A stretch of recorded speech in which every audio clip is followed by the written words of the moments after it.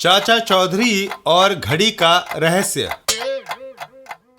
राय साहब टोडीमल। अरे रघु, अलमारी से मेरी जापानी घड़ी लाओ।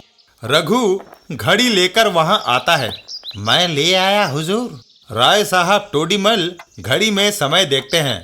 अभी टाइम है, थोड़ा और आराम कर लिया जाए। वो घड़ी को साइड टेबल पर रख देते हैं। रघु, तुम जा सकते हो, मुझे परेशान ना करना। और राय साहब को झपकी आ गई। राय साहब के पड़ोसी थे श्री लंबू चोटी। वह सारा दिन अपने ध्यान में ही मगन बैठा करते थे। ध्यान में बैठे हुए लंबू चोटी जी की अचानक चोटी बढ़ने लगी। जय चोटी, अपना करतब दिखाओ। चोटी हवा में चलती हुई राय साहब के साइड टेबल पे पड़ी घड़ी तक पहुंची और उसे लपेटकर वापस लंबू चोटी जी के पास आ गई। आजा आजा। इधर राय साहब की आंख खुली। ओह, नींद लग गई थी। राय साहब ने जैसे ही अपनी घड़ी को नदारद पाया तो वह चौंक पड़े। है मेरी जापानी घड़ी? उन्होंने गुस्से में रघु को आवाज लगाई। रघु, मेरी जापानी घड़ी कहाँ गई? हुजूर, मुझे क्या पता, मैं तो अंदर चला गया था। तो फिर क्या उसे हवा खा गई? इस घर में तेरे मेरे सिवा और है कौन? आधे घंटे में घड़ी ना आई तो तुम्हें पुलिस के हवाले कर दूंगा।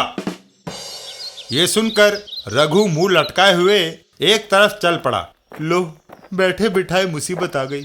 मैं गरीब कीमती घड़ी कहाँ से लाऊं? चाचा चौधरी के पास ही चलना चाहिए। रघु चाचा चौधरी के पास पहुंचता है। चाचा जी, राय साहब की घड़ी खो गई है। वह समझते हैं कि वह कीमती घड़ी मैंने ही चुरा ली है। पर तुम तो राय साहब के पुराने व विश्वास पात्र नौकर हो। फिर भी उनको मुझ पर शक है। घर के सहन में कोई आया नहीं। घड़ी गई तो कहाँ गई? रघु, तुम्हारा पड़ोसी कौन है? लंबू चोटी महाराज। वह हमेशा अपने ध्यान में मगन रहते हैं, ना कहीं जाते हैं ना आते हैं। उन पर शक करना फिजूल है। ये सुनकर चाचा चौधरी एक घड़ी रघु की ओर बढ़ाते हुए कहते हैं। यह लो स्विट्जरलैंड की घड़ी। अपने मालिक को जरा ऊंची आवाज में देना और जैसा मैं कहता हूँ वैसा करना। अपना कान इधर लाओ। और चाचा चौधरी उसके कान में कुछ फुसफुसाते हैं। रघु वापस राय साहब के कोठी की ओर चल देता है। जितना चाचा चौधरी विचित्र आदमी है, उतने ही इसके तरीके अजीब हैं।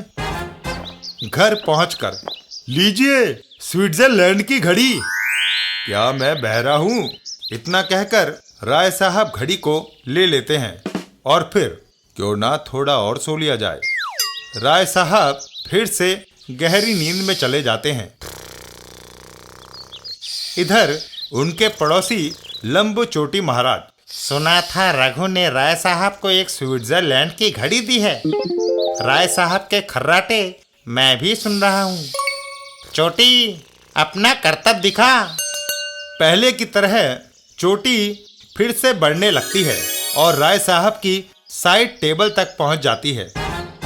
चाचा चौधरी ने कहा था कि जब राय साहब सो जाए तो ये घड़ी उठा लेना और उसकी जगह जलता हुआ दीपक रख लेना। चाचा चौधरी का दिमाग कंप्यूटर से भी तेज चलता है और वहां रखे दिए से उसमें आग लग जाती है। लंबू चोटी जी महाराज। हैं, इस बार तो चोटी बड़ी हल्की लौट रही है। क्या स्विट्जरलैंड की घड़ियों में बिल्कुल भी भार नहीं होता? और जैसे ही जलती हुई चोटी लंबू चोटी महाराज जी के सामने आई तो उनके होश फाख्ता हो गए। आग! और उन्होंने दौड़ लगा दी। बचाओ! बताओ, जापानी घड़ी किसने चुराई? मैंने। मेरी तौबा! चाचा चौधरी झटपट एक पानी की बाल्टी लाकर लंबू चोटी महाराज के ऊपर डालते हैं। राय साहब और लंबू चोटी महाराज। राय साहब, लीजिए अपनी जापानी घड़ी।